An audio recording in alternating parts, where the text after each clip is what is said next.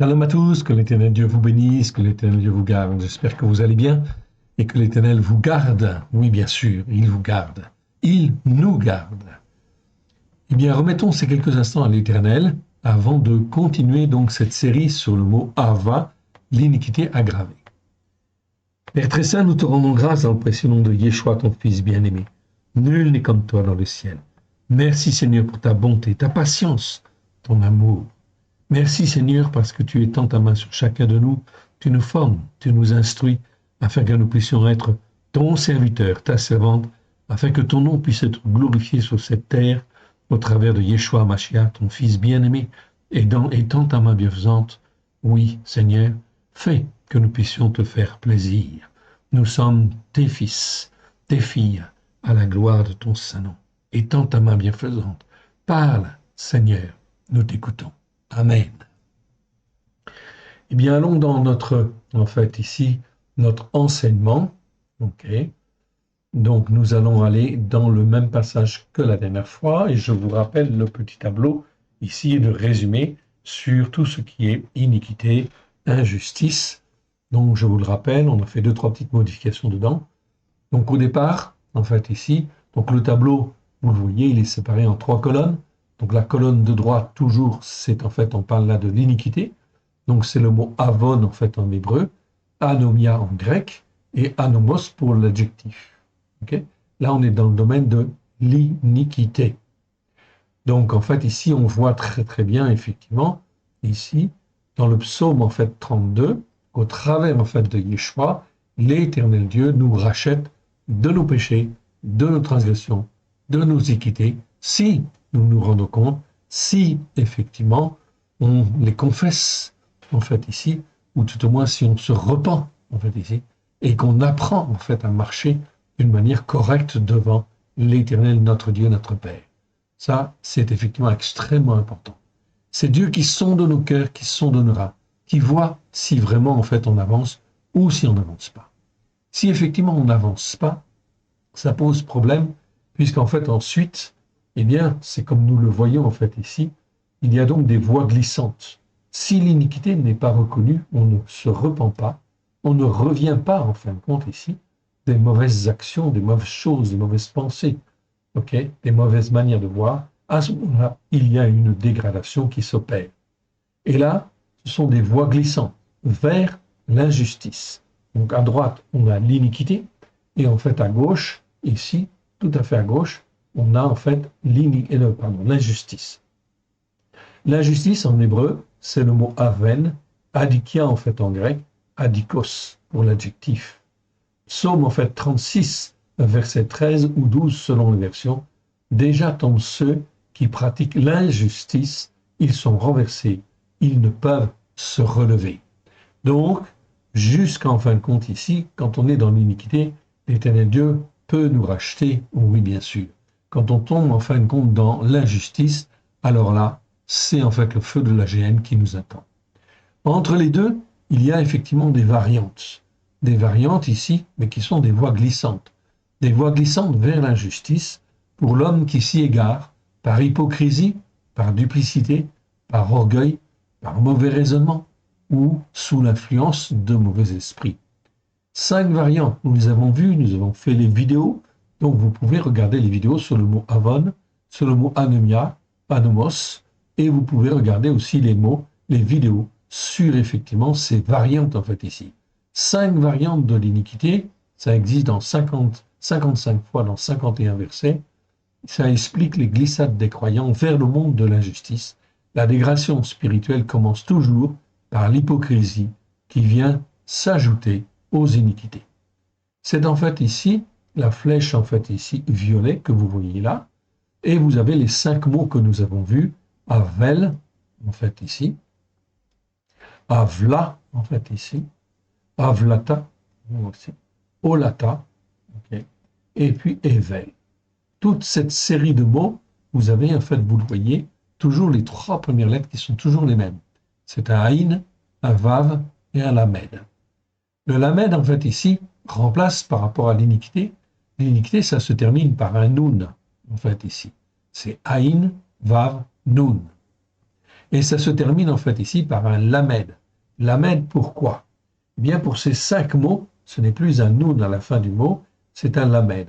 Le lamed remplace le mot, la lettre, comment dire, le noun en fin de mot. Cela montre l'expansion de la corruption spirituelle et la dépendance de plus en plus forte, ou la possession, bien sûr, en fait ici, de ces choses sur l'âme, en fait, bon, du croyant. C'est pour ça que c'est extrêmement important. Nous avons vu tous ces mots. Je ne reviens pas dessus. Vous pouvez aller voir les vidéos. Okay? Mais le Saint-Esprit nous a montré qu'il y avait autre chose, en fait, encore, un autre mot. Okay? C'est ce que nous avons écrit ici. Nous vous l'avons montré, en fait, la dernière fois. Les Écritures nous révèlent encore un autre mot hébreu, ava, qui revient se rajouter aux autres formes d'iniquité déjà étudiées et qui aggrave la situation du pécheur. Celle-ci tient plus compte de la méchanceté de l'homme, de ses prises de position orgueilleuses dues à de mauvais raisonnements et ou l'influence des mauvais esprits. Donc vous avez en fait ici la flèche en violet et vous avez en fait ici une flèche en violet foncé, okay, qui montre que l'on passe de l'iniquité avon, tout simplement, à l'ava, en fait ici, et de l'ava, on va effectivement dans la veine.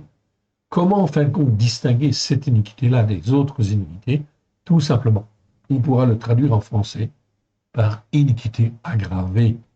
Et là, effectivement, c'est ce que nous voyons. Dans tous les cas, ici, je rappelle en fait une chose importante. Quelle que soit la dégradation spirituelle qui s'installe, s'il n'y a pas de prise de conscience ou une attitude de repentance, elle évolue systématiquement et fait tomber la victime dans l'injustice, dans l'aven en hébreu. La dégradation spirituelle s'ancre dans l'âme, petit à petit, au fil en fait, du temps, dès lors qu'on ne revient pas à l'éternel. La dégradation spirituelle s'ancre dans l'âme de plus en plus jusqu'à se conduire l'âme de celui qui en est victime, okay, en fait, à en être la proie. Okay, l'âme de celui qui en est la proie, inévitablement vers le néant, où le feu de la géhenne l'attend. C'est donc quelque chose de très, très, très, très, très important. Okay. Nous avons vu déjà une première vidéo avec ce mot avla, okay, et nous étions arrivés, si ma mémoire est bonne, donc à Jérémie, chapitre 9, verset 4. Donc, on va aller dans Jérémie, je passe un peu ici, tous les chapitres, Jérémie, on y arrive, Jérémie 9, verset 4, et nous y arrivons. Jérémie 9, verset 4. On va donc regarder et étudier plus en avance cela afin effectivement de nous aider, et vous et moi, à mieux comprendre les degrés d'iniquité et en fin de compte à avoir un jugement plus juste et juger de ce qui est en fait une iniquité aggravée en fait ici. Ok. Ou ce que le Seigneur considère comme étant une iniquité aggravée, car cela entraîne des conséquences, mais des conséquences extrêmement graves pour la vie en fin de compte des croyants. On va reprendre à partir du verset 1, d'accord?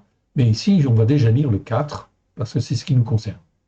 Et ils se jouent les uns les autres, et se ne disent point la vérité, ils exercent leur langue à mentir, ils se sont fatigués à commettre des iniquités aggravées. Donc, là, on voit des croyants qui, en fin de compte, s'exercent, en fait, jouent les uns les autres, ne se disent point la vérité, et ils exercent leur langue à mentir, ils se sont fatigués à commettre des iniquités aggravées.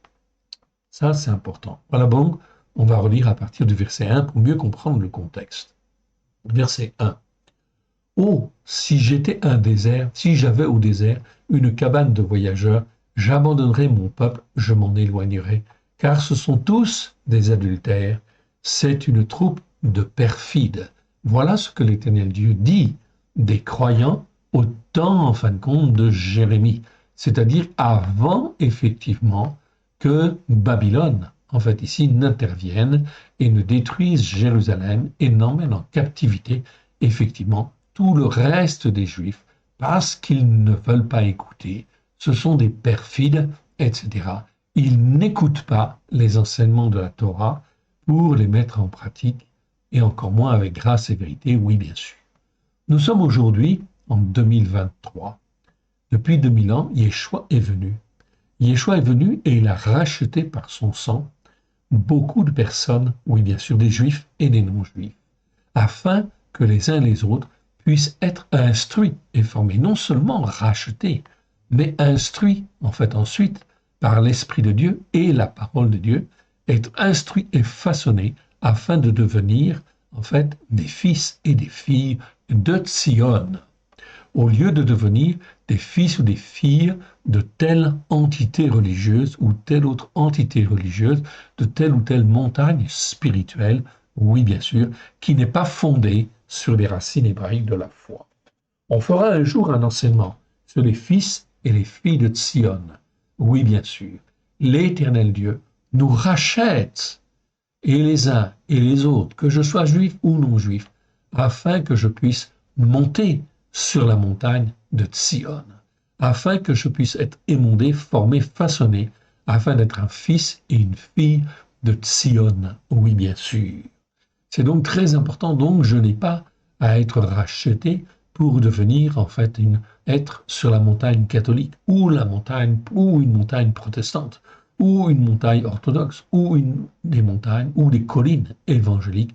Non, j'ai été racheté par le sang de l'agneau, tout simplement pour être formé, façonné, d'être un avec le Fils okay, et le Père, oui bien sûr. Et eux sont sur la montagne spirituelle de Tzion, oui bien sûr. Et donc, dans Jean chapitre 17, Yeshua dit, « Je leur ai donné la gloire que tu m'as donnée, afin que eux soient un comme nous sommes un. » Est-ce que Dieu est catholique? Est-ce que Dieu est protestant? Est-ce que Dieu est évangélique? Non. Il a des âmes un peu perdues partout, ok, ça on est bien d'accord, mais ce que l'Éternel Dieu, c'est qu'il veut, en fait ici, nous former, nous façonner, afin que nous soyons son fils, sa fille. Regardez ce que dit en fait ici l'Éternel au travers de la bouche de Jérémie en ce qui concerne les croyants de l'époque. Et cela s'applique pleinement en fait à aujourd'hui, effectivement, aux croyants en fait d'aujourd'hui. Regardez, verset 2. Ils ont la langue tendue comme un arc et lancent le mensonge. Ce n'est pas par la foi qu'ils sont puissants dans le pays, car ils vont de méchanceté en méchanceté et ne me connaissent pas. Déclaration de l'Éternel. Remarquez que c'est un petit peu normal si vous consultez votre traduction de ce passage, Jérémie chapitre 9, verset 2, vous n'aurez jamais en fait ici cette expression « ce n'est pas par la foi ». Dans la seconde ici, c'est traduit « non », c'est traduit par la vérité. Ce n'est pas par la vérité qu'ils sont puissants dans le pays. C'est vrai dans un sens, mais le mot en fait ici, ce n'est pas le mot en fait émet en hébreu. C'est le mot en fait émouna. Et le mot émouna nous parle en fait de foi et de fidélité. C'est un mot qui est très mal traduit, oui bien sûr, tout au long en fin de compte de la Bible. C'est un mot qui existe, bon je ne vais pas rentrer dans le détail, je vous le montre simplement. Emouna, ok? Ça n'existe en fait, ok? Ça n'existe que 49 fois dans 49 versets. On les verra, ces versets, ok? Mais ce mot-là n'est traduit une seule fois par le mot foi dans Habakkuk chapitre 2 verset 4. Celui-là, je vais vous le lire, ok? Donc Habakkuk chapitre 2 verset 4 nous dit en fin de compte ici, ok? Eh bien, en fin de compte, nous dit, voilà, vous l'avez en fait ici. Habakkuk chapitre 2, verset 4. Voici, son âme s'est enflée, elle n'est pas droite en lui, mais le juste vivra par sa foi. C'est très important. Le juste vivra par sa foi. C'est écrit en fin de compte par un prophète qui s'appelle Habakkuk, oui bien sûr. Et cela était au temps justement en fait aussi de Jérémie, oui bien sûr. Donc au temps en fait où la foi n'était plus là en fait en réalité pour en fait glorifier et servir l'Éternel. Donc là, ce mot émouna doit être traduit par foi le plus souvent, parfois par fidélité, oui bien sûr, on comprend. Mais en fait ici, ce n'est pas juste de le traduire en fait ici d'une autre manière. Donc ce mot émouna, on les verra ces versets. Vous inquiétez pas. Okay. Aujourd'hui, il est traduit une seule fois, en fin de compte, dans nos traductions françaises, par, en fait, foi dans Habakkuk chapitre 4. Sinon, c'est traduit 26 fois par fidélité. Vérité, 8 fois. Fidèle, 6 fois. Ou d'autres mots, constance, fermeté, probité. Il faut revoir ces versets-là. Oui, bien sûr. Okay, parce que ce n'est pas bon. En plus, en fin de compte, dans l'Écriture, on nous parle effectivement, en fait, ici, de la foi dans le Nouveau Testament, ce qu'on appelle la bride, radasha. En grec, il y a le mot fidélité. Le mot fidélité, c'est pistis. Okay, ce mot, en fin de compte, est écrit dans de nombreux versets et il existe 228 fois dans l'Alliance nouvelle. Mais nous ne retrouvons le mot fidélité que dans 4 versets seulement. Matthieu chapitre 23, verset 23, où Yeshua reproche notamment aux pharisiens leur manque de fidélité par rapport aux Écritures, en disant « Malheur à vous, scribes et pharisiens hypocrites, parce que vous payez la dîme de la menthe, de la nette et du cumin, et que vous laissez ce qui est le plus important dans la loi, dans la Torah, devrait dire, la justice, la miséricorde et la fidélité. Non, ici c'est la foi. C'est là qu'il fallait pratiquer sans négliger les autres choses. Yeshua nous parle de la foi en réalité ici. Donc c'est très important, il faut revoir ces versets-là. Oui, très important. Aujourd'hui, on n'étudie pas le mot, en fin de compte, Emouna, donc je vais le laisser de côté. C'était juste en fait un petit aparté pour vous montrer en fin de compte que nous avons beaucoup d'erreurs dans nos traductions et que ces erreurs en fait entraînent automatiquement, bien sûr, un défaut de formation du croyant. Mais ce n'est pas par la foi qu'ils sont puissants dans le pays, car ils vont de méchanceté en méchanceté, ils ne connaissent pas, en fait, ils ne me connaissent pas, déclaration de l'Éternel. Verset 3, que chacun se tienne en garde contre son ami, et qu'on ne se fie à aucun de ses frères, car tout frère cherche à tromper, et tout ami répand des calomnies. Voyez, en fait, ici, le climat, en fait, spirituel qui existait au temps, en fin de compte, de Jérémie, d'Habakkuk, et qui a entraîné la chute, effectivement, de Jérusalem. Eh bien, mon frère, ma sœur, si je regarde, en fait, aujourd'hui, je m'aperçois, en fin de compte, d'une manière très très simple, et c'est triste, que la foi des croyants n'est pas posée sur les bonnes racines, n'est pas posée sur la montagne de Sion. Oui, bien sûr, ça pose donc un grave problème, et il va y avoir beaucoup de calamités qui vont venir. Tout cela est la conséquence des péchés, des transgressions et des iniquités. Donc faites attention en fait aux frères que nous avons aujourd'hui, car tout frère cherche à tromper, tout ami répond des calomnies. Verset 4, ils se jouent les uns les autres, ou ils en fait pratiquent les uns les autres, des choses qui ne sont pas justes. Ils ne disent point la vérité, ils exercent leur langue à mentir, ils se sont fatigués à commettre des iniquités aggravées. Oui, c'est exactement cela. Là, on est dans les iniquités aggravées, pas dans les iniquités toutes simples. Non, Donc, dans la Bible, en fait, en français, dans la Louis II et la NEG, eh bien, c'est traduit « il s'étudie à faire le mal ». Non, ça veut rien dire. Ils commettent, ça c'est très clair, ils commettent des iniquités aggravées. Donc, cela va entraîner toutes sortes, en fait, de calamités. Bien sûr, des feux, en fin de compte, qui éclatent à droite et à gauche. La température, en fait, qui augmente et qui va mettre en péril l'économie, la production, en fin de compte, ici, des cultivateurs, etc. En fait, ici, toute l'économie. La situation, en fait, ici, sociale aussi, va se dégrader. Toutes sortes, en fin de compte, de choses vont venir sur nos pays occidentaux. Pourquoi?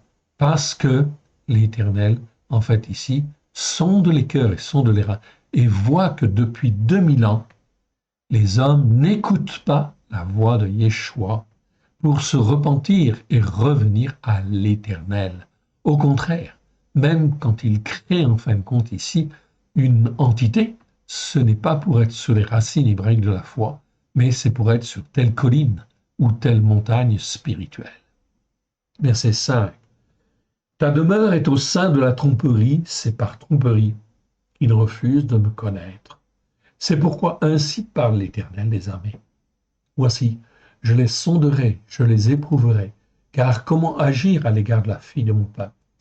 Leur langue est un trait meurtrier, et ils ne disent que des tromperies. De la bouche, ils parlent de shalom à leur prochain, mais au fond du cœur, ils lui dressent des pièges. Verset 8. Ne les châtirai-je point pour ces choses-là, déclaration de l'Éternel? Ne me vengerai-je pas, en fait, ici, d'une pareille nation? Sur les montagnes, je veux pleurer et gémir. Sur les plaines du désert, je prononce une complainte, car elles sont brûlées. Personne n'y passe. On n'y entend plus la voix des troupeaux. Les oiseaux du ciel et les bêtes ont pris la fuite, ont disparu. Je ferai de Yerushalayim, pourtant, Jérusalem était une ville sainte et une ville enfin qui devait servir à glorifier l'Éternel. Donc l'Éternel, en dépit de ce qu'il voulait faire, de répandre en fait sa bénédiction pleine et entière, finalement est obligé de prendre en fait ici cette décision afin de faire sortir de cette corruption tous ceux qui ont un cœur qui peut changer. Je ferai de Yerushalayim un monceau de ruines, un repère de chacals, et je réduirai les villes de Yehuda en un désert sans habitants. Où est l'homme sage qui comprenne ces choses? Qu'il le dise, celui à qui la bouche de l'Éternel a parlé. Pourquoi le pays a-t-il détruit, brûlé comme un désert où personne ne passe? Verset 12. L'Éternel dit, c'est parce qu'ils ont abandonné les enseignements de ma Torah. Regardez les traductions que nous avons. Okay? Aucune d'elles ne parle des enseignements de la Torah. Okay? Ici. Voilà pourquoi ça pose problème. Parce qu'aujourd'hui, en fait, qui est sur la Torah? Les prophètes et les psaumes, pour l'écouter et la mettre en pratique, au travers de Yeshua Mashiach, qui nous a rachetés par le sang, en fait, ici, son sang qui a coulé pour nous. Les enseignements de la Torah que j'avais mis devant eux, parce qu'ils n'ont point écouté ma voix et qu'ils ne l'ont point suivi. Voilà ici un exemple très, très clair. L'Éternel Dieu a sacrifié même la ville qu'il avait choisie, avait sacrifié son peuple. Pourquoi? À cause des péchés, des transgressions et des iniquités. Ne croyez-vous pas qu'en 2023, l'Éternel ne va pas faire la même chose? Il va faire exactement la même chose. Mais il va le faire par étapes. Pourquoi? Parce qu'il veut sortir les uns et les autres, tous les croyants qui sont susceptibles de venir sur les racines hébraïques de la foi, d'écouter, d'apprendre à faire le Shabbat, d'apprendre à faire les fêtes de l'Éternel au travers de Yeshua et de comprendre que l'Éternel les rachète afin qu'ils soient son peuple, son fils, sa fille. Verset 13. Okay. Donc verset 12, ils ont abandonné les enseignements de ma Torah que j'avais mis devant eux parce qu'ils n'ont point écouté ma voix et qu'ils ne l'ont point suivi. Verset 13, parce qu'ils ont suivi quoi? Les penchants de leur cœur. Ils sont allés après des Baals, comme leurs pères le leur ont appris. C'est pourquoi ainsi parle l'Éternel des armées, l'Élohim d'Israël. Voici, je vais nourrir ce peuple d'absinthe et je lui ferai boire des eaux empoisonnées. Donc l'Éternel Dieu va en fait ici permettre qu'il en fait ici boive des eaux empoisonnées et qu'il soit en fin de compte ici emmené dans la détresse. Je les disperserai parmi les nations que n'ont connu ni eux ni leurs pères, et j'enverrai derrière eux l'épée jusqu'à ce que je les ai exterminés. C'est terrible. Ainsi parle l'Éternel des armées. Cherchez, appelez les pleureuses et qu'elles viennent. Envoyez vers les femmes habiles et qu'elles viennent. Okay? Qu'elles se hâtent de dire sur nous une complainte et que les larmes tombent de nos yeux, que l'eau coule de nos paupières, car les cris lamentables se font entendre de Sion. Et oui, l'Éternel Dieu nous rachète pour que l'on soit sur la montagne de Sion. Il nous rachète au travers du sang de l'agneau, afin que nous soyons sur la montagne de la sainteté de l'Éternel. On fera aussi des enseignements sur le mot Sion. C'est très, très important, fondamental. Et quoi? Nous sommes dévastés, nous sommes couverts de honte. Il nous faut abandonner le pays. On a renversé nos tabernacles. Femmes, écoutez la parole de l'Éternel et que votre oreille saisisse ce que dit ma bouche. Apprenez à nos filles, à vos filles, des chants lugubres. Enseignez-vous des complaintes les unes les autres, car la mort est montée par nos fenêtres. Elle a pénétré dans nos palais. Elle extermine les enfants de la rue. Les jeunes gens se les placent. Ainsi dit, déclaration de l'Éternel, les cadavres des descendants d'Adam tomberont comme du fumier sur les champs, comme tombe derrière le moissonneur une gerbe que personne ne ramasse. C'est donc là quelque chose de terrible, en fin de compte, qui est aussi en train de venir. Je continue ce chapitre 9 de Jérémie. Il faut le lire jusqu'à la fin. Vous allez voir. Okay, verset 22. Ainsi parle l'Éternel, que le sage ne se glorifie pas de sa sagesse, que le fort ne se glorifie pas de sa force, que le riche ne se glorifie pas de sa richesse, mais que celui qui veut se glorifie d'avoir de la sagesse spirituelle. On reviendra sur ce mot-là aussi. Le mot sagesse spirituelle ici, c'est parfois traduit par intelligence, mais c'est le mot sakal. Sakal, en fait, ici, okay, je vous le montre, okay, simplement à titre de curiosité. Sakal, ça nous parle de sagesse au plus profond de nous-mêmes. C'est-à-dire quoi? C'est-à-dire la capacité de comprendre les choses. C'est la même chose que le mot nous, N-O-O-S, en grec, que nous avons étudié. J'ai fait déjà une vidéo là-dessus, ok, vous pouvez aller voir. C'est la compréhension, en fait, spirituelle des choses, selon la sagesse de Dieu. Donc ici, ça, c'est très important de se glorifier, en fait, ici, d'avoir de la sagesse spirituelle. Cela veut dire quoi? Ça veut dire qu'il faut lire les Écritures, il faut les étudier, il faut les éplucher, il faut écouter et il faut mettre en pratique. Si je n'écoute pas pour mettre en pratique, ça va poser un problème. Mais celui qui veut se glorifie d'avoir de la sagesse spirituelle et de me connaître, de savoir que je suis l'Éternel qui exerce quoi? La bonté, c'est pas son amour, ok? Ici, ça a été traduit dans la seconde par son amour. Non, c'est en fait ici le mot récède. Récède, je vous le montre, c'est un mot extrêmement important. On n'a pas fait de vidéo non plus là-dessus, on n'a pas eu le temps en fait encore. Le mot récède, c'est un mot très, très, très important. Ça nous parle de la bonté de Dieu. 246 fois dans 240 versets. Numéro strong 02 617. Cela commence en fin de compte avec Genèse 19, 19. Où en fin de compte, ça nous parle d'Abraham, oui bien sûr. Ok, c'est mieux que son amour. Dans la Bible seconde, c'est traduit par son amour. Ok, non, c'est pas son amour.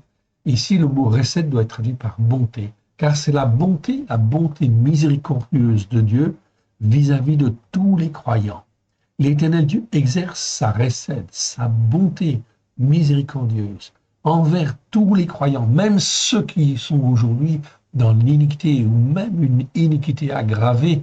L'Éternel Dieu cherche encore les circonstances pour attirer les uns et les autres afin de les sortir de, en fait ici, ok, en fait de la boue dans laquelle ils sont, de la boue spirituelle dans laquelle ils sont et qui les entraîne irrévocablement vers l'injustice et donc vers la gêne. L'Éternel Dieu exerce cette bonté encore aujourd'hui et en fait vis-à-vis de tous les hommes. De tous les hommes. Et dès qu'il voit qu'un homme veut se repentir, veut revenir vers lui, alors il exerce toute sa puissance, ok, toute sa force au travers de Yeshua pour en fait le sauver de là. Il le rachète d'abord par le sang de l'agneau, puis ensuite il va le former, le façonner sur les racines hébraïques de la foi. Mais déjà là, vous voyez que les croyants, beaucoup de croyants, sont entraînés à droite et à gauche sur des montagnes et des collines spirituelles qui ne sont pas la colline de Sion, qui ne sont pas basées sur les fondements, en fait, ici, de la Torah, des prophètes et des psaumes.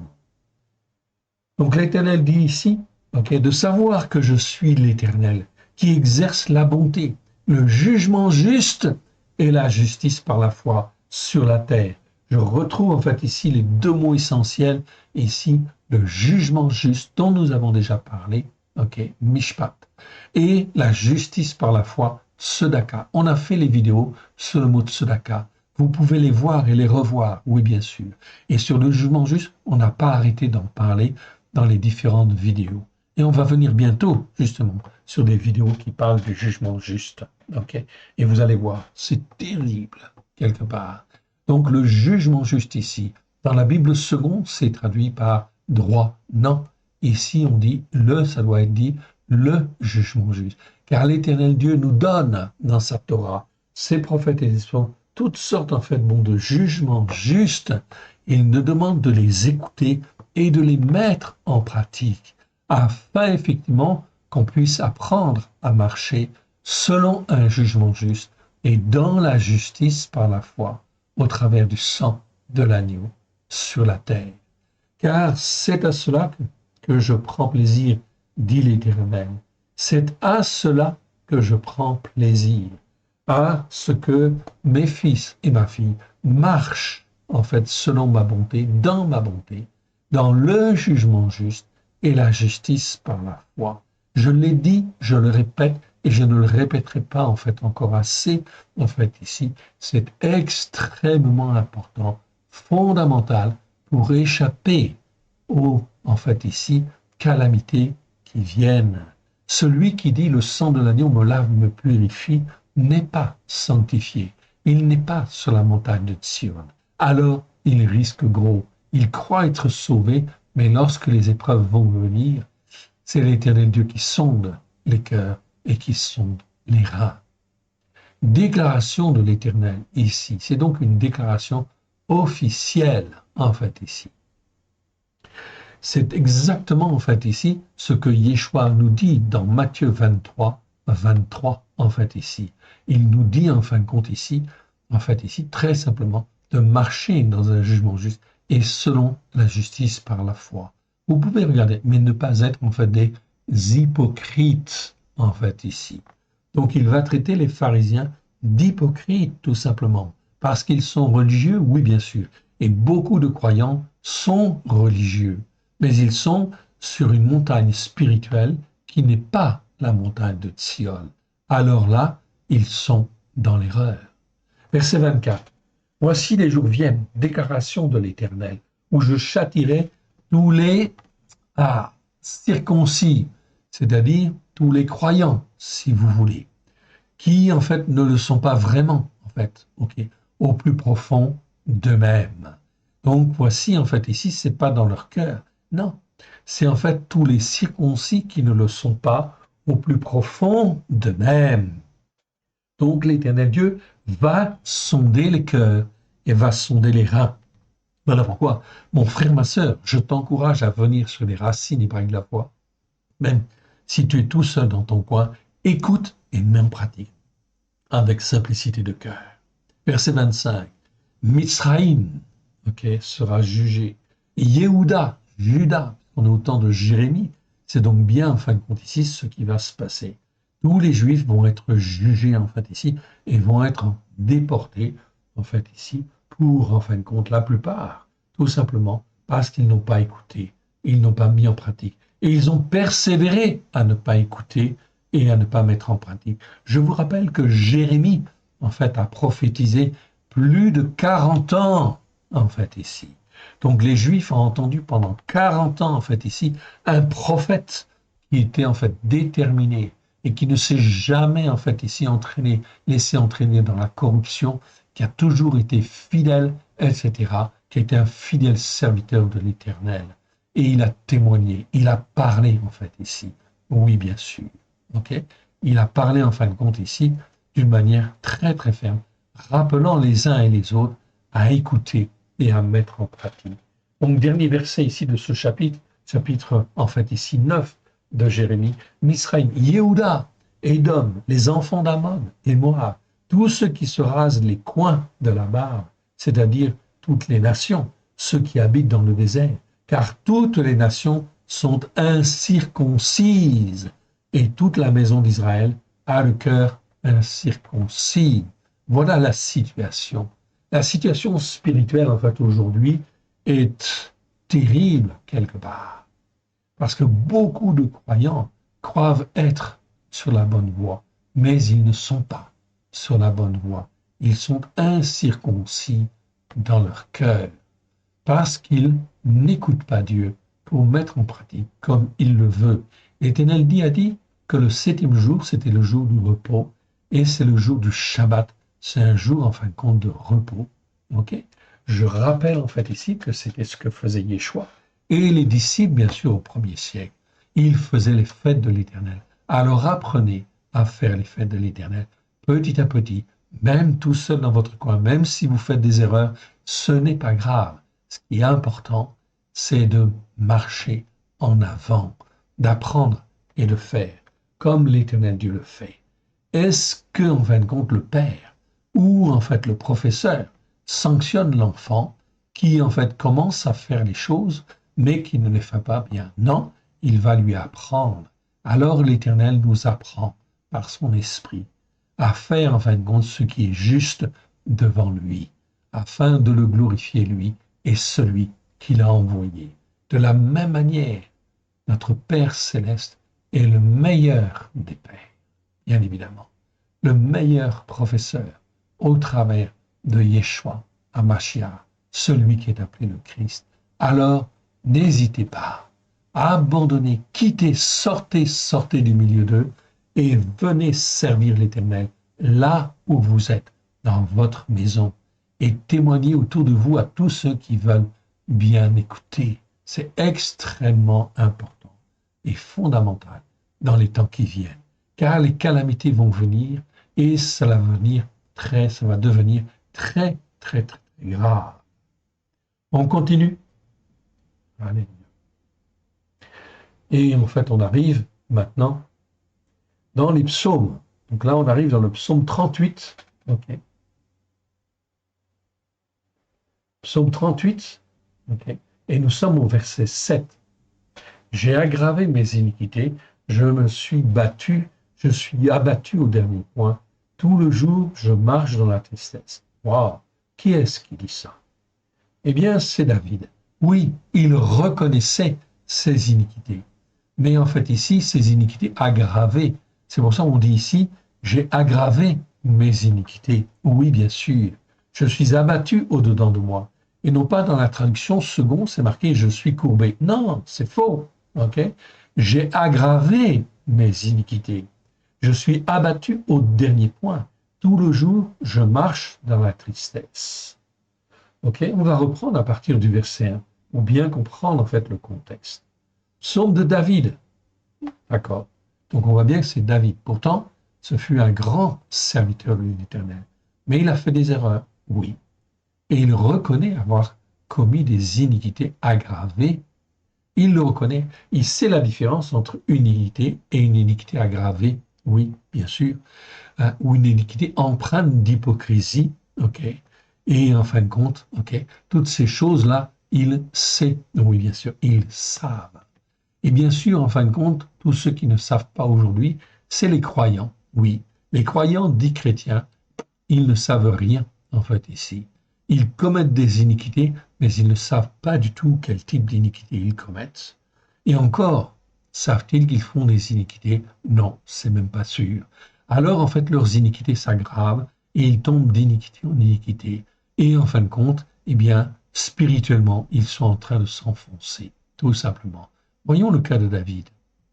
Verset 2. L'Éternel ne me punit pas dans ta colère. Ne me punis pas dans ta colère. Ne me châtie pas dans ta fureur.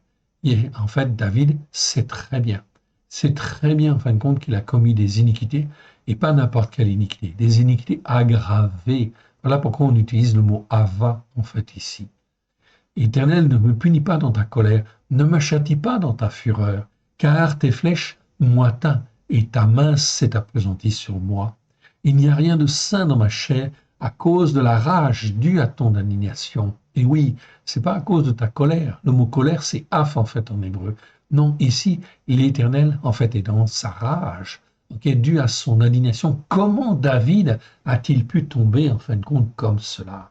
Lui qui était un homme zélé pour l'Éternel, qui a fait des prouesses, en fait, déjà, en fait, ici.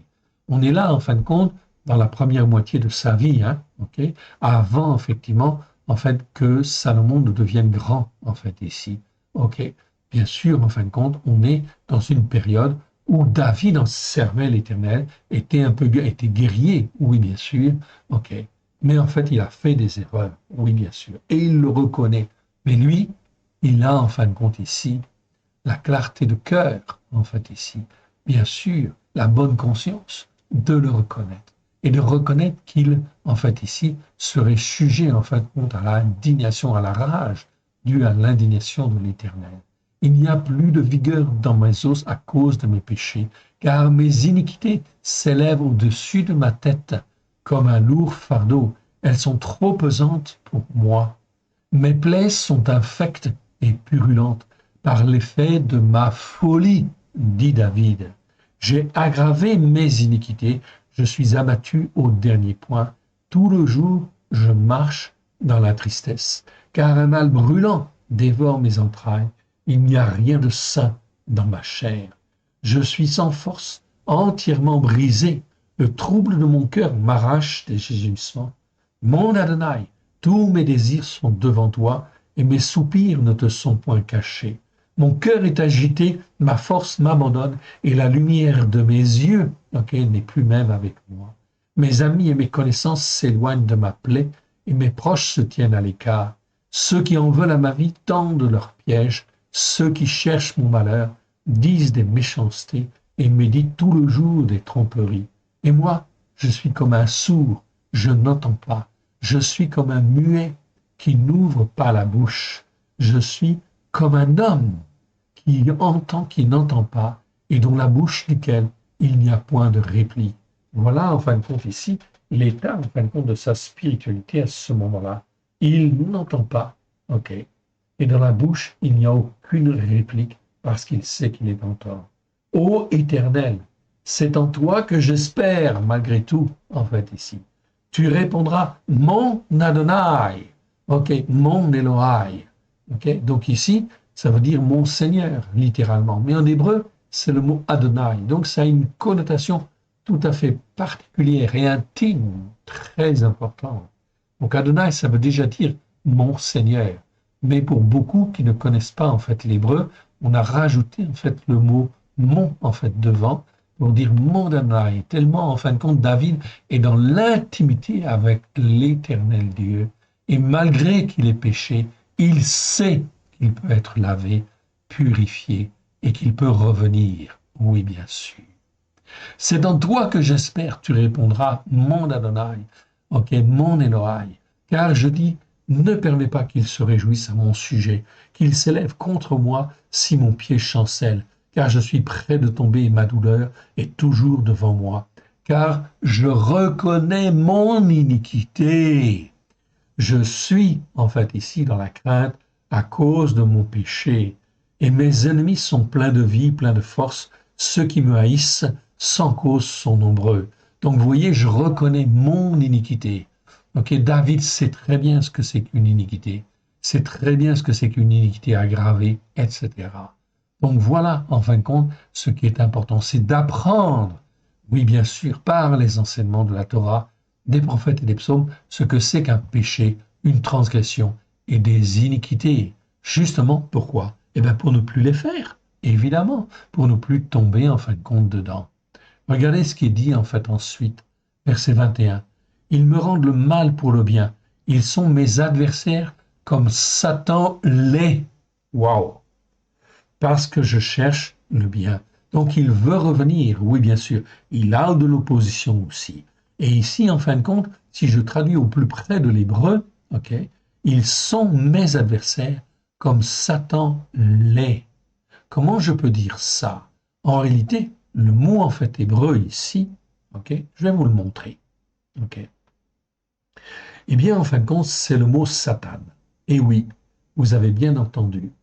Mais Satan, il y a le nom, en fait, en hébreu, qui veut dire Satan. Ok. Mais il y a aussi le verbe Satan, 6 fois dans 6 versets. Vous l'avez sous les yeux, je ne vous le mens pas, en fait, ici. Le numéro Strong 07 853, ça veut dire être ou agir comme Satan ou être un adversaire. Dans nos Bibles, c'est toujours traduit par être un adversaire. Mais être un adversaire, ça ne donne pas vraiment le sens du verbe. C'est être un adversaire comme Satan peut être un adversaire. C'est donc très important. Donc dans 6 versets, c'est effectivement en fin de compte ici comme cela qu'il faudrait le traduire. Ok? Ils sont mes adversaires parce que je cherche le bien. Donc ici, c'est traduit par ils sont mes adversaires parce que je cherche le bien. Ils sont mes adversaires comme Satan, en fait, ici, peut être l'adversaire. Oui, bien sûr. On verra ces mots-là, bien sûr, un peu plus tard, une autre fois. Ce n'est pas l'objet, en fait, ici. Ils me rendent le mal pour le bien. Ils sont mes adversaires comme Satan l'est, parce que je recherche le bien. Verset 22. Ne m'abandonne pas, ô Éternel, mon Elohai. Ne t'éloigne pas de moi. Viens en hâte à mon secours, mon Adonai. Et ici, il ne dit pas mon salut. Non, il dit ma victoire. C'est pas Yesha, en fait, ici, en fait, en hébreu.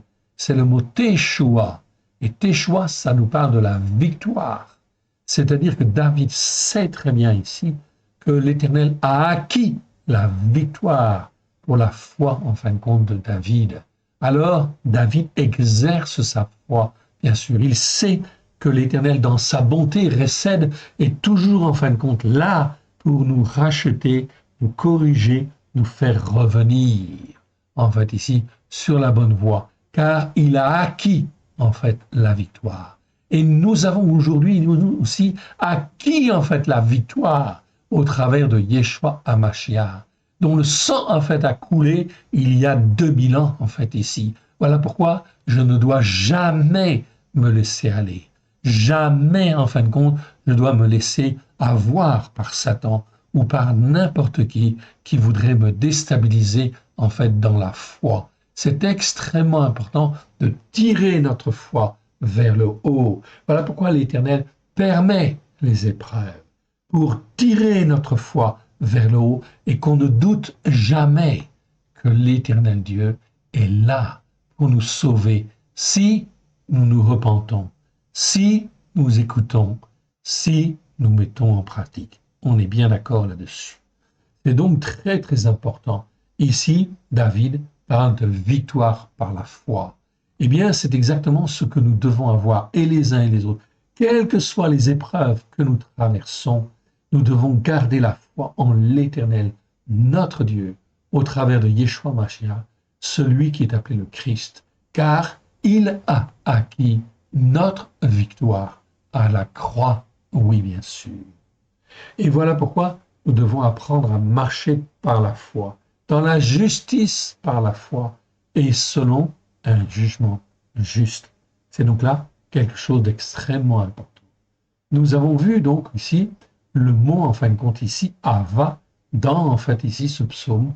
On va donc, en fait, continuer à aller un petit peu plus loin.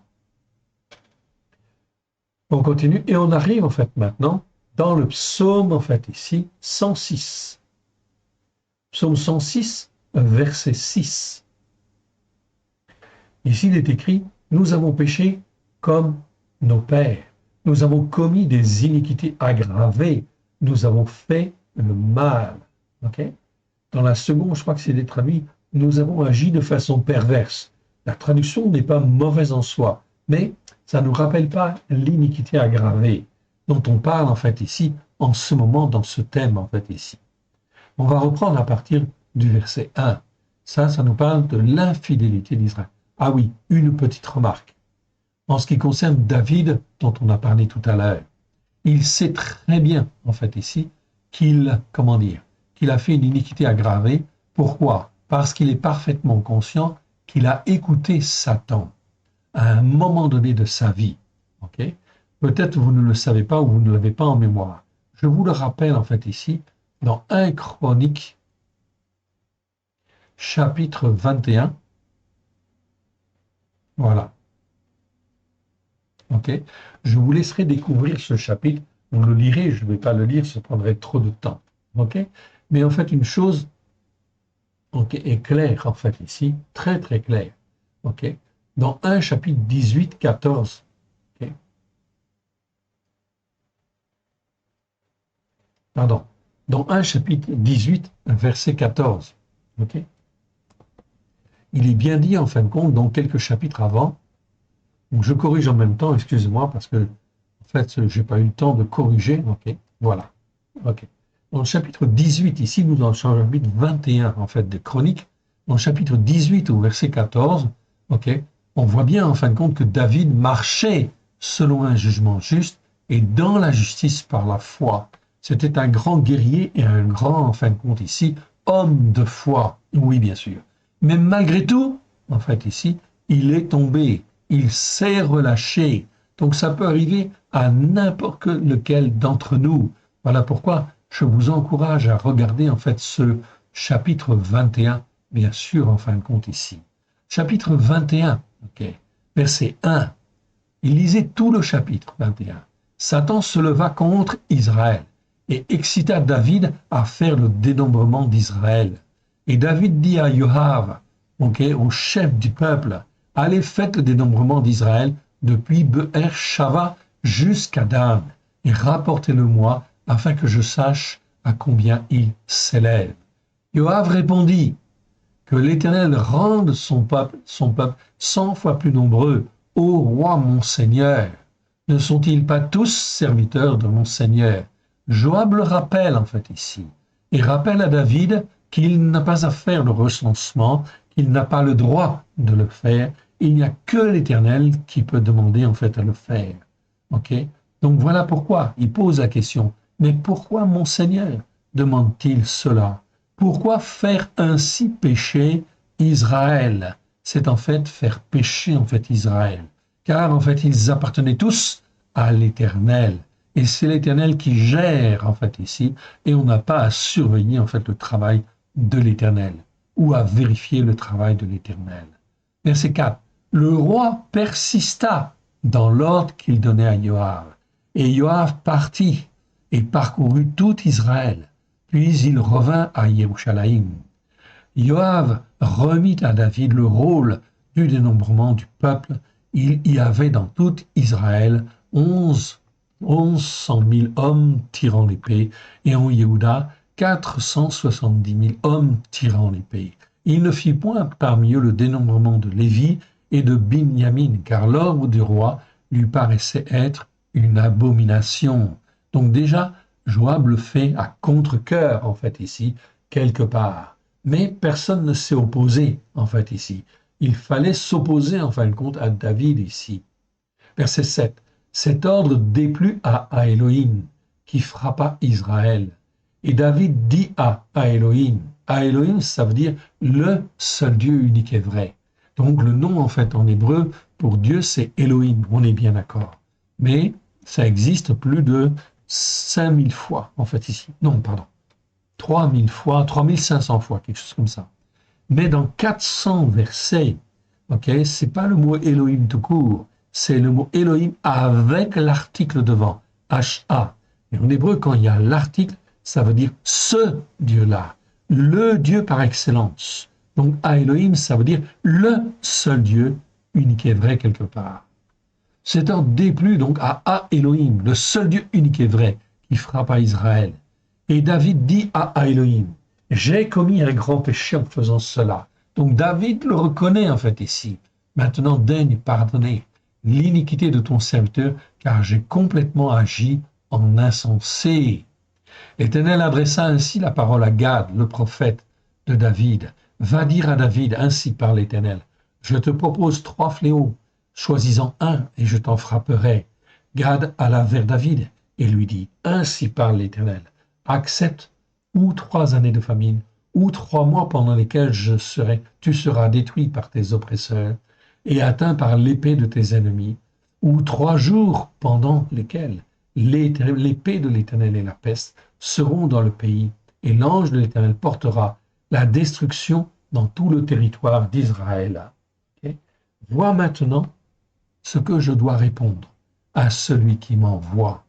Donc ici, en fait ici, pourtant David, jusqu'à maintenant, était un guerrier hors pair. Jamais il n'a perdu de bataille. Ok, il était en fin de compte un homme zélé pour l'Éternel et l'Éternel était toujours, toujours, toujours avec lui, bien évidemment. Et là, il a chuté, oui bien sûr. Il a commis une iniquité aggravée. David répondit à Gad, je suis dans une grande détresse oppressante qui amène l'angoisse, et que je tombe entre les mains de l'Éternel, car ses compassions sont immenses, mais que je ne tombe pas entre les mains des descendants d'Adam. L'Éternel envoya alors la peste en Israël, et il tomba 70 000 hommes d'Israël. C'est vous dire combien en fait cette iniquité était considérée comme grave, vraiment très très très grave devant l'Éternel. Elohim envoya un ange à Jérusalem pour la détruire. Et comme il la détruisait, l'Éternel regarda et se repentit de ce mal. Et il dit à l'ange qui détruisait, assez, retire maintenant ta main. L'ange de l'Éternel se tenait près de l'aire d'Ornan, le Jébusien. David leva les yeux et vit l'ange de l'Éternel, et se tenant entre la terre et le ciel, et ayant à la main son épée nue, tournée vers Jérusalem. Alors David et les anciens, couverts de sacs, tombèrent sur leur visage. Et David dit à Elohim, n'est-ce pas moi qui ai ordonné le dénombrement? C'est moi qui ai péché et qui ai fait le mal. Mais ces brebis, qu'ont-elles fait? Éternel, mon Elohim, que ta main soit donc sur moi et sur la maison de mon père, et qu'elle ne fasse point une plaie parmi ton peuple. L'ange de l'Éternel dit à Gad de parler à David, afin qu'il montre pour élever un autel à l'Éternel dans l'aire d'Ornan, le Jébusien, donc pas n'importe où, à un endroit bien précis. David monta sur la parole de Gad, qu'avait annoncé ce que Gad avait annoncé au nom de l'Éternel. On va quand même lire la fin. Ok, c'est trop important. Ce qu'on va voir, David, il fait exactement ce que l'Éternel lui demande. Ok. Ornan se retourna et vit l'ange, et ses 4 fils se cachèrent avec lui. Il foulait alors du froment.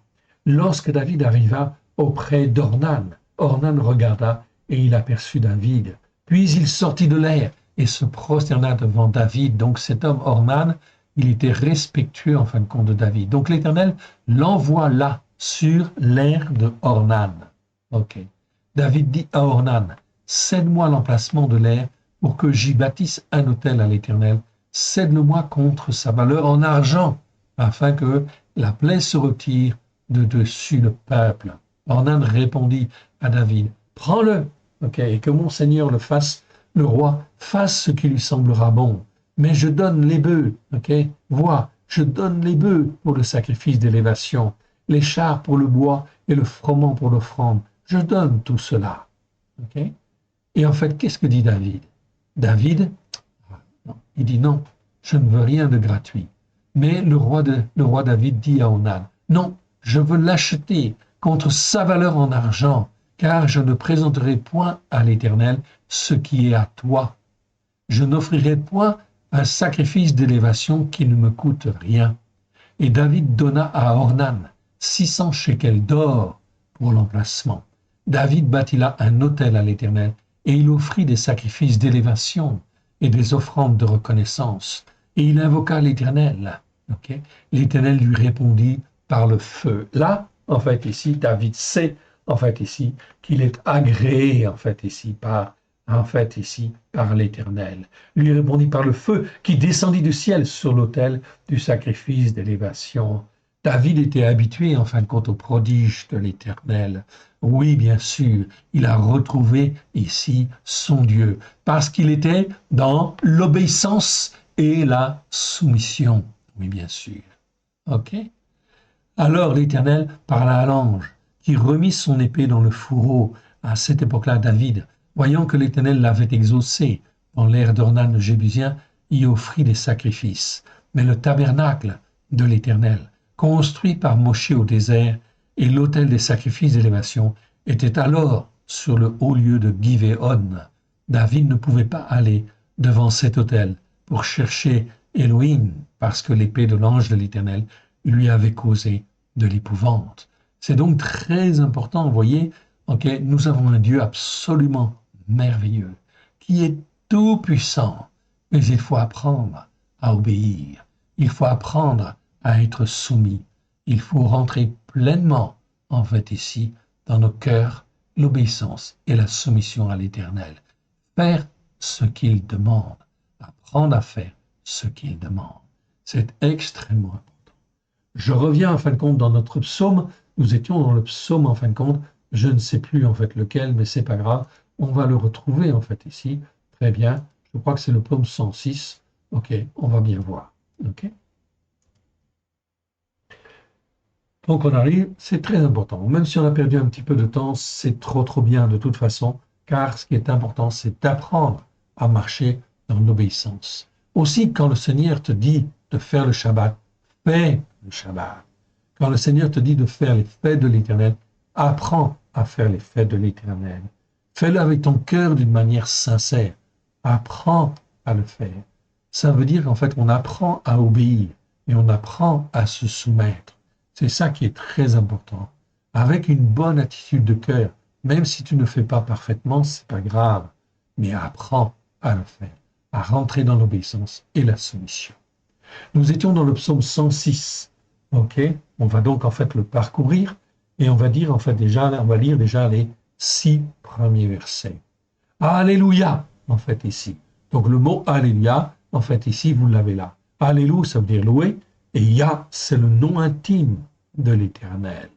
Donc vous pouvez en fait ici corriger tous les mots Alléluia, en fait ici, que vous avez. Ce sont en réalité 2 mots en fait en hébreu, Alléluia. Louer, en fait ici, Yah, l'Éternel. C'est le nom intime de l'Éternel. Louez l'Éternel, car il est bon, car sa bonté durera toujours. Ici, c'est le mot Resed dont je vous parlais toujours, que je vous parlais tout à l'heure. Le mot Resed, en fait ici, qui existe 246 fois dans 240 versets. Ok, durera toujours, ça veut dire qu'elle est toujours là. Pour toi, mon frère, pour toi, ma sœur, en fait ici, l'Éternel est là. Pourvu que tu marches dans sa justice par la foi et selon un jugement juste, ok, l'Éternel est toujours là. Même si tu fais des erreurs graves, ça va te coûter quelques sanctions, ok, sûrement, ok, mais en réalité, l'Éternel est là dans sa bonté. Qui dira les hauts faits de l'Éternel? Qui publiera toute sa louange? Heureux ceux qui observent un jugement juste, qui pratiquent la justice par la foi en tout temps. Mon frère, ma sœur, on a déjà vu ce verset 3. Heureux ceux qui observent un jugement juste. Okay.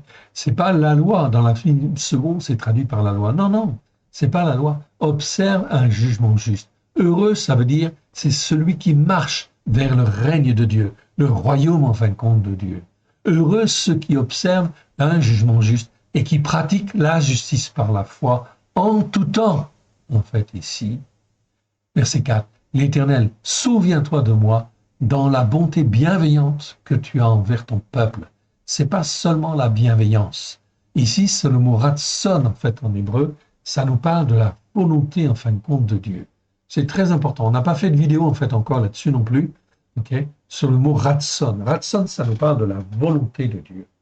La volonté de Dieu à notre égard, à l'égard de chacun de nous, c'est effectivement de vouloir nous former, nous façonner, de faire les circonstances, les épreuves pour tirer notre foi vers le haut, ou nous ramener en fin de compte ici dans sa bonté, en fait ici quelque part, de nous ramener dans en fait ici le sentier où sa volonté va s'exercer, sa volonté bienveillante à notre égard. C'est donc très important. Donc certains versets, nous les avons corrigés pour que ce soit plus en phase avec ce que l'Esprit de Dieu, en fait ici, nous montre, bien sûr, de la bonté de l'Éternel. Éternel, souviens-toi de moi dans la bonté bienveillante que tu as envers ton peuple. Souviens-toi de moi en m'accordant ta délivrance. C'est pas ton secours ici, c'est Yeshua, comme le nom de notre Seigneur, Yeshua, en fait ici. C'est le mot délivrance. Yesha, ça nous parle de salut. Yeshua, ça nous parle de délivrance. Et Teshua, ça nous parle de la victoire. Mais c'est au fond, c'est le même mot en fait ici, au départ, sauf qu'il est en fait ici conjugué, transformé, pour en fait avoir une signification différente, légèrement différente. Donc Yesha, ça nous parle toujours de salut. Yeshua, ça nous parle toujours de délivrance, ok, comme le nom de notre Seigneur Yeshua. Et Teshua, ça nous parle de la victoire ou de la délivrance accomplie. Donc, en m'accordant ta délivrance. Donc ainsi, chaque personne qui donne son cœur à Yeshua, bien sûr, il reçoit le salut plein et entier. Bien sûr, il a toutes les délivrances que l'Éternel va lui donner au travers des épreuves et en fin de compte de sa formation. Et il va lui donner la victoire, tes choix. Oui, bien sûr, tout cela est acquis à la croix, mais il y a un processus de formation et d'épreuve qui doit se faire. Voilà pourquoi tous les croyants qui restent dans leur foi, en fin de compte ici, la foi qu'ils avaient au moment où ils avaient donné leur cœur à la vie à Yeshua, ça pose problème. Okay? Parce que dans leur cœur, ils ne connaissent pas l'Éternel. Non, ils ne connaissent pas la parole de Dieu. Souviens-toi de moi en m'accordant ta délivrance, afin que je voie le bonheur de tes élus, que je me réjouisse de la victoire, de la joie de ton peuple, et que je me glorifie avec ton héritage. Nous avons péché comme nos pères, nous avons commis des iniquités aggravées. Donc là, il parle bien en fait ici d'iniquités aggravées. Nous avons fait mal, le mal, ou ce qui est mal, en fait ici. Nos pères en Israël ne furent pas attentifs. Okay. Alors en quoi nous avons les iniquités aggravées? Eh bien, tout le psaume 106, en fait, nous en parle. Alors on va encore regarder ce psaume parce qu'il va nous instruire, nous façonner sur la notion, en fait, d'iniquité aggravée. Nos pères en Mitzraïm ne furent pas attentifs à des actes extraordinaires que tu as accomplis. Dans nos Bibles, c'est traduit miracle. Mais le mot miracle, ça fait trop catholique. En fait, ici, c'est pas bon. En fait, ici. Donc, ce sont des actes, et le mot, en fait, en hébreu, c'est le mot pala. Pala, ça nous parle, en fait, d'actes extraordinaires que tu as accomplis. Tout ce que l'Éternel a accompli avec, en fait, ici, la mer qui s'ouvre et toutes les plaies d'Égypte qui sont arrivées. Tout ça sont des actes extraordinaires que l'Éternel Dieu a accomplis. Il a montré toute sa magnificence, sa puissance, en fait, ici. Et le peuple juif a oublié. Donc c'est de l'iniquité aggravée. Oublier les hauts faits, en fin de compte, de l'Éternel. Voilà pourquoi aujourd'hui, mon frère, ma sœur, toi qui étudies les Écritures, qui sais très bien que l'Éternel a opéré tous ces hauts faits, en fait, en Israël, tu dois être conscient dans ta tête et dans ton cœur que ton Dieu est le Dieu tout-puissant. Il n'y a rien qui peut lui résister. Nos pères en Israël ne furent pas attentifs à tes actes extraordinaires que tu as accomplis, sinon on tombe dans l'iniquité ou l'iniquité aggravée. Ils ne se rappelèrent pas la multitude de tes actes de bonté, okay? De tes actes de bonté. Ici, c'est le mot récède que j'ai en fait ici, donc je dois en fin de compte ici le traduire par bonté en fait ici, car ça fait partie de la bonté de l'Éternel, des actes bonté de l'Éternel. Okay? Je réduis en fait ici. Okay. Donc très important, de la multitude des actes de bonté, ils furent rebelles. Donc ils furent rebelles près de la mer Rouge. Là, ils sont tombés dans les iniquités aggravées. Ils se sont révoltés. Voilà pourquoi un croyant, en fait, il se révolte contre Dieu. Il dit donc aujourd'hui, on n'a pas à faire en fait ici le Shabbat, puisqu'en fait on a le dimanche, et c'est pareil.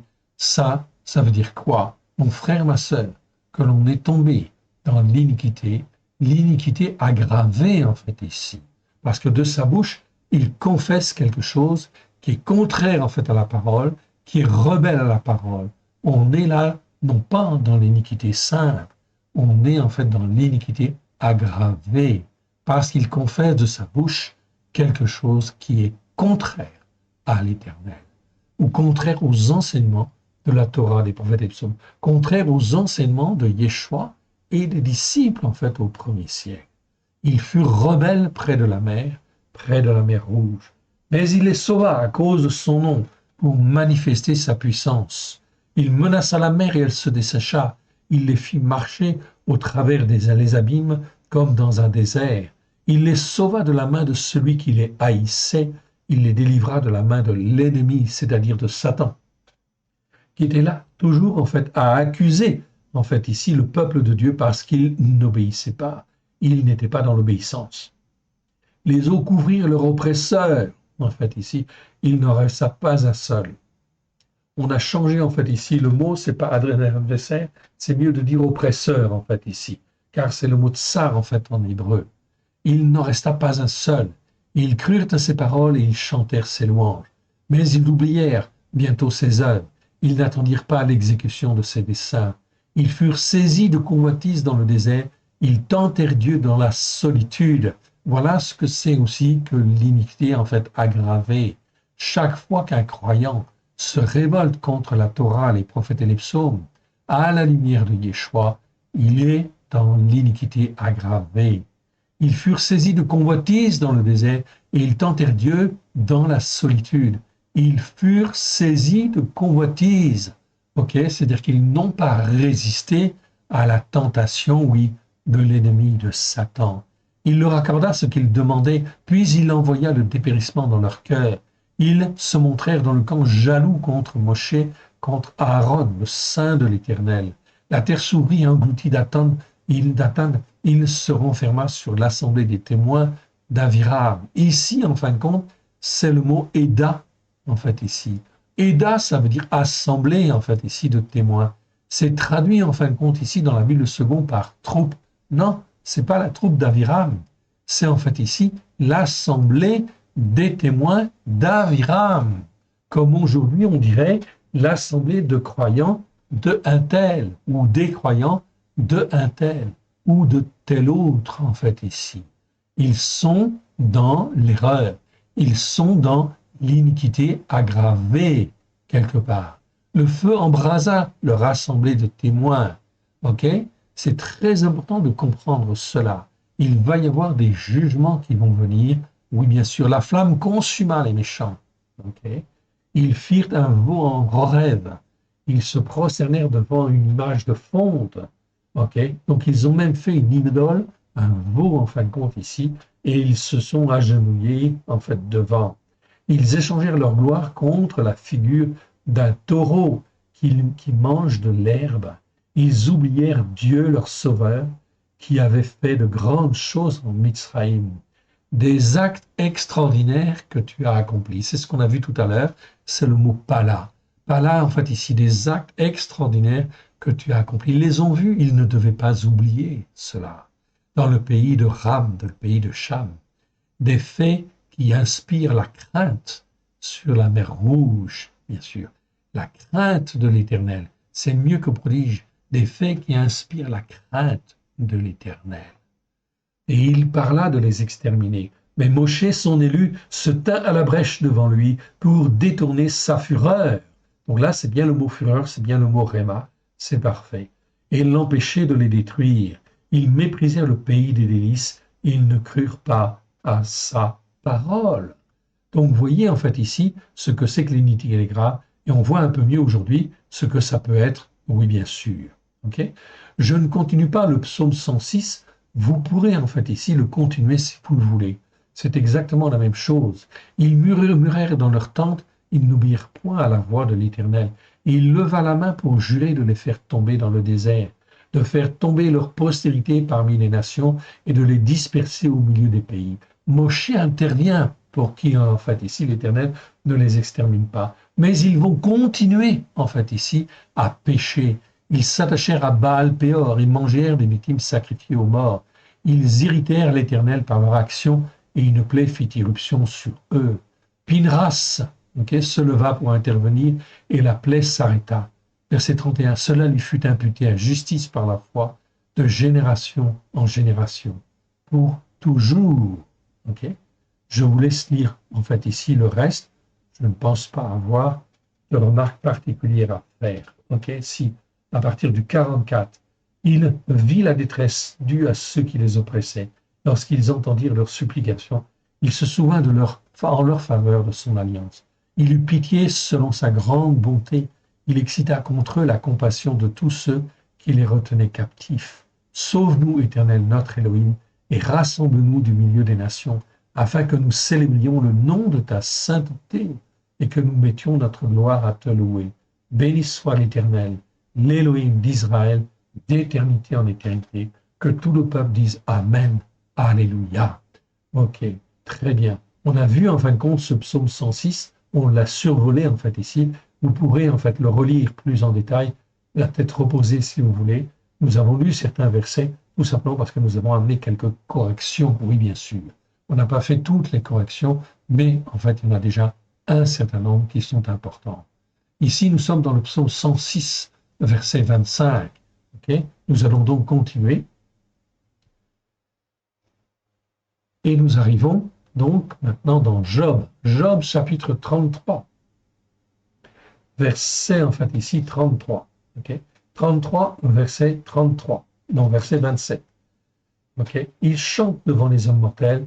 Il dit, j'ai péché, j'ai commis des iniquités aggravées au regard de ce qui est droit, et je n'ai pas été puni comme je le méritais. On va s'arrêter là, okay, ici, tout simplement pour cette fois-ci, et en fait, on reprendra en fait ici la prochaine fois. Donc Job 33, verset 27. Et on continuera en fin de compte sur ce thème-là. C'est extrêmement important que vous compreniez ce que c'est que l'iniquité en fait aggravée, afin d'éviter que les uns et les autres autour de nous puissent en fait ici se laisser entraîner dans l'iniquité aggravée. Et s'ils professent de leur bouche en fait des iniquités aggravées, il faut le leur dire, car en fait ici, après, c'est la fin pour eux. Il n'y a pas d'autre solution en fait ici que la repentance et revenir vers l'Éternel, car s'ils ne se repentent pas de leur iniquité aggravée, ils vont s'enfoncer dans l'injustice et en fait dans le néant où les attendent le feu de la géhenne.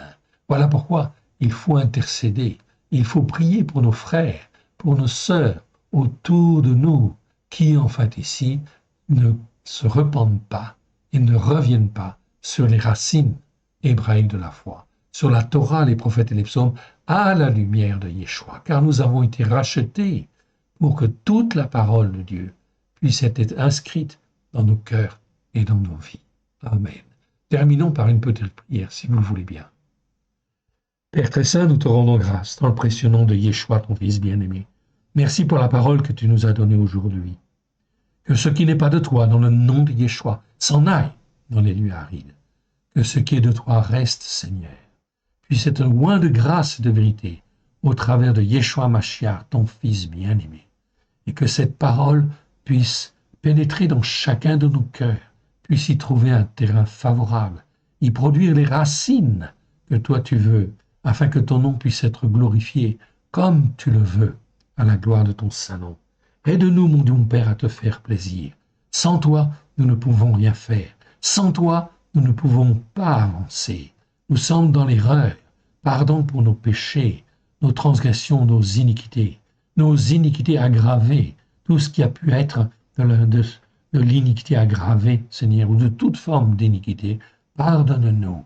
Que le sang de l'agneau nous lave, nous purifie, nous sanctifie, et que par ton esprit, tu puisses nous former, nous façonner avec grâce et vérité, pour que nous puissions être ton serviteur, ta servante, à la gloire de ton saint nom, au travers de Yeshua Mashiach, celui qui est appelé le Christ. Merci, Père. Merci, Yeshua. Merci, Esprit Saint. Amen. Que l'Éternel Dieu vous bénisse, que l'Éternel Dieu vous garde. Shalom à tous. Amen.